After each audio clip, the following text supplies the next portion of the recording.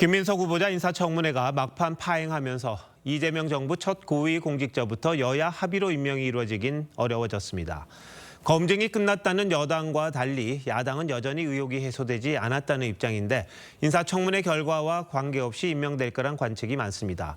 무용론까지 나오는 국회 검증 기능의 실효성을 더 높일 수 있는 방법은 뭔지 뉴스더에서 정치부 이태희 기자와 더 짚어보도록 하겠습니다.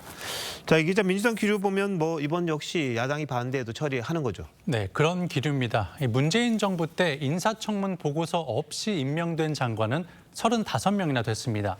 윤석열 정부 때도 3년이 조금 안 되는 기간 동안 30명입니다. 청문회 결과와 관계없이 임명을 강행하는 일이 반복되다 보니 이럴 거면 뭐하러 청문회를 하냐는 지적이 적지 않습니다. 네, 야당 할 때는 송곳 검증해야 된다 이렇게 이야기하다가 여당 되면 과도한 신상 털기 하지 마라. 입장 바뀔 때마다 이런 식으로 한다면 정말 뭐 때문에 하는지 모르겠네요. 맞습니다. 청문회가 내실 있게 진행이 되려면 후보자의 해명을 검증할 수 있는 증인과 참고인 또 자료가 핵심이죠. 하지만 핵심 증인 채택은 여당이 맡고 후보자는 자료 제출을 거부하면 알맹이 없는 청문회가 될 수밖에 없습니다. 김 후보자는 보건복지위원장 시절 장관 후보자의 자료 제출 중요성을 강조했었습니다. 청문회가 원만하게 진행되지 못하는 것은 후보자가 지금까지 자료 제출과 그다음에 오늘 답변에 있어서의 불만족이 조금 더 일찍 이것을 제출해 주셨다면 국민의힘은 김 후보자의 증여세 납부 내역, 대출 상환 자료 등을 요구했지만 김 후보자와 민주당은 개인정보 등을 이유로 제출하지 않았습니다. 거꾸로 3년 전엔 한덕수 전 총리 후보자에게 민주당이 50년간 봉급 내역 등 1000여 건의 자료를 요구했고 한 전 총리와 국민의힘은 김 후보자와 마찬가지의 이유를 들어서 제출을 거부했습니다. 네.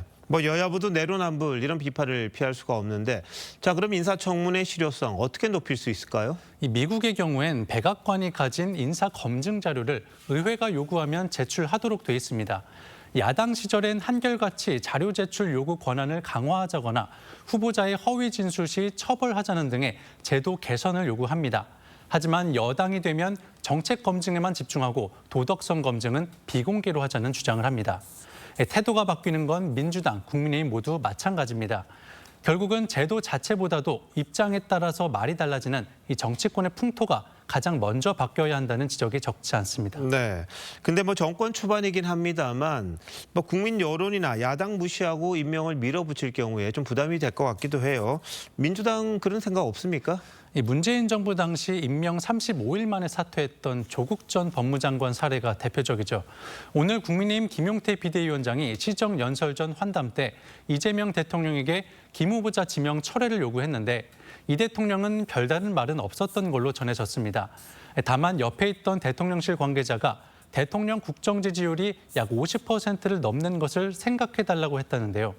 김 후보자 임명과 관련한 대통령실의 기류를 드러낸 대목으로 볼 수 있을 듯합니다. 네, 보통 역지사지, 상대방의 입장을 생각해라 이런 이야기를 많이 합니다만 현실 정치에서 이게 참 쉽지는 않아 보이는군요. 이 기자 잘 들었습니다.